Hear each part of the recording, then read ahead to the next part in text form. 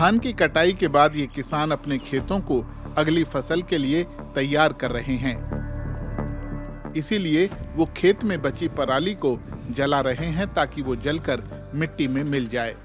लेकिन यहाँ से उठने वाला धुआं न सिर्फ आसपास के पर्यावरण में घुल रहा है, बल्कि सैकड़ों किलोमीटर दूर दिल्ली जैसे शहरों तक भी पहुंच रहा है और स्मॉग की समस्या को बढ़ा रहा है। जैसे जैसे शहरों में तापमान गिरने लगता है, हर साल स्मॉग की चादर गहराने लगती है। हालत यह है कि दिल्ली को दुनिया की सबसे प्रदूषित राजधानी कहा जाता है। इसके लिए बहुत से लोग अन्य कारणों के अलावा पराली को भी जिम्मेदार मानते हैं।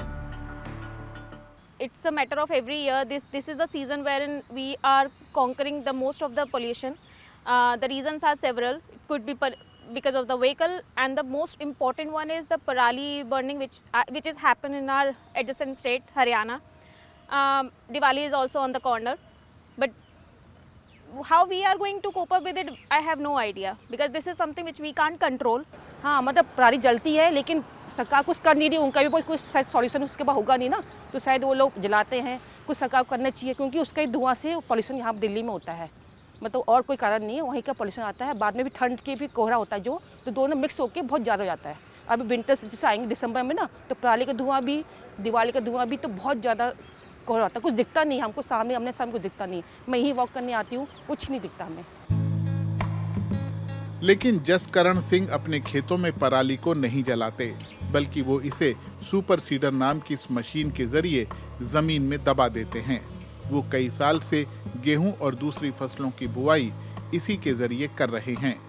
वो बताते हैं कि इससे न सिर्फ प्रदूषण को कम करने में मदद मिलती है, बल्कि उनकी जमीन की उपजाऊ शक्ति भी बढ़ रही है।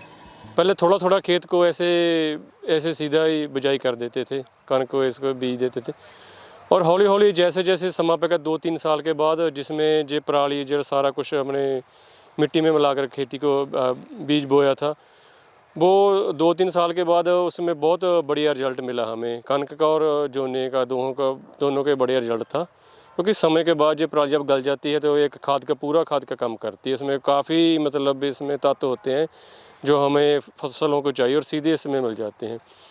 वैसे शुरू किया, थोड़ा थोड़ा खेत करते आज सारा खेत ही हमने ऐसे बिजाई शुरू कर दी।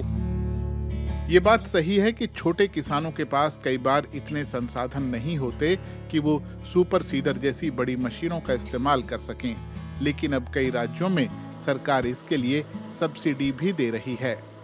अधिकारी कहते हैं कि पराली को जलाना किसानों को आसान लगता है, लेकिन इससे वो जीवाणु भी मर जाते हैं जो अच्छी मिट्टी और अच्छी फसल के लिए ਜ਼ਰੂਰੀ ਹੋਤੇ हैं। ਸਾਡੇ ਏਰੀਏ ਦੇ ਵਿੱਚ ਜਿਹੜਾ ਫਾਸਫੋਰਸ ਤੱਤ ਆ ਉਹ ਬਹੁਤ ਜ਼ਿਆਦਾ ਪਿਆ ਹੋਇਆ ਹੈ, ਤੇ ਜਿਹੜੇ ਸਾਡੇ ਵਿਜਾਣੂ ਆ ਛੋਟੇ ਛੋਟੇ, ਜਿਨ੍ਹਾਂ ਨੇ ਉਸ ਡੀਏਪੀ ਨੂੰ, ਉਸ ਫਾਸਫੋਰਸ ਤੱਤ ਨੂੰ ਤੋੜ ਕੇ ਸਾਡੀ ਫਸਲ ਨੂੰ ਦੇਣਾ, ਉਹ ਜਦੋਂ ਅਸੀਂ ਇੰਨਾ ਟੈਂਪਰੇਚਰ ਕਰ ਦਿੰਨੇ ਆ, ਅੱਗ ਲਗਾ ਦਿੰਨੇ ਆ, ਤੇ ਜਿਹੜੇ ਸਾਡੇ ਉਹ ਵਿਜਾਣੂ ਆ ਉਹ ਜਿਹੜੇ ਉਹ ਸੜ ਕੇ स्वाह हो जाते हैं। इसलिए ये बहुत ही बढ़िया तकनीक है कि साड़ी उपजाऊ शक्ति बनाने के लिए बहुत बढ़िया काम आती है। इसमें थोड़ी सी यूरिया की मात्रा, जो नाइट्रोजन बोलते हैं, ऐसी नाइट्रोजन की मात्रा थोड़ी सी ज़्यादा इसमें मिलानी पड़ती है, क्योंकि इसमें जो पराल ज़्यादा होता है उसको गालने के लिए यूरिया को ज़रूरत पड़ती है। दूसरी गल बीज की आ गई। बीज का कोई बहुता लंबा चौड़ा फर्क नहीं, पर फिर भी जो असी एक मन यानी असी 40 किलो जो बोलते हैं ये प्रति एकड़ के हिसाब से कम असी 50 किलो प्रति एकड़ के हिसाब नाल बीज बोआ के इसकी बुआई करते हैं। पराली जितनी कम जलाई जाएगी, हालात उतने ही बेहतर होंगे। इसके लिए जागरूकता के साथ साथ किसानों की आर्थिक मदद भी करनी होगी।